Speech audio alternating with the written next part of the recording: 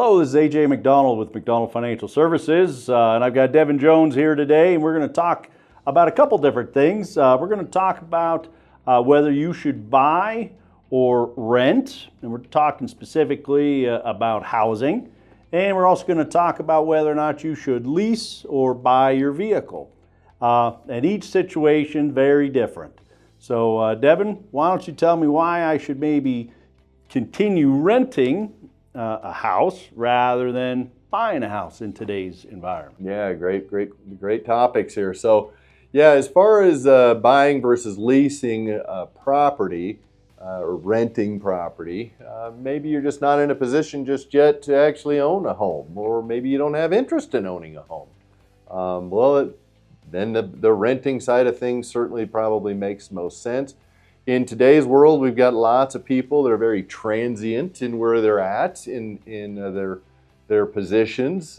We've got several traveling nurses as clients that they don't want to own a home anywhere because they do jump around. So maybe that's another reason to continue renting. But I think the one thing that we see most of is, hey, I'm just not in a position to buy just yet, or I'm waiting for rates to come down. Rates may not come down. Rates have been high now, or elevated. I wouldn't say high. They've been elevated from where we were used to seeing them over the past years. And we may just be here for a while. But certainly this is a topic that we get quite a bit here in our office. It is, yep, for sure. And as everyone watching today, real estate values over the last 5 years have skyrocketed regardless of where you are in the country.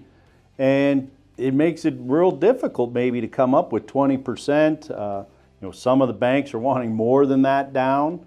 So coming up with 20 or 30% down for a down payment, that can be a pretty big number, and really hard to come up with that. On the flip side, when you're renting, you're not building any equity. Exactly. And so, there's a problem with that. You're just kind of wasting your money. So it's we're not trying to push people one direction or the other, just trying to educate. And so that's pretty important to factor in all those different things. Now, Devin, why would I want to maybe lease a vehicle instead of buying a vehicle? Vehicle prices have gone sky high as well, whether they're used or brand new. Why would I want to do that? Well, maybe you're an individual, if you're leasing, possibly, maybe you're an individual that likes to have a new car every 3 years. Well, that would be a good reason to lease. If you're on the other side of it and you're saying, you know what, I want to make sure I've got that asset. Now, it's a depreciating asset, but it is an asset, and maybe that's a reason to own and buy. So, I think that there's a couple of different angles to take with buying and leasing. Typically, in at least the folks that I deal with, it is, hey, I really do like to get a new car. Every 3 years, I like to get something different. Well, yeah, we do have a lot of single women that they don't want that car to break down. So, I'm not a handy fella. I don't know how to fix a car.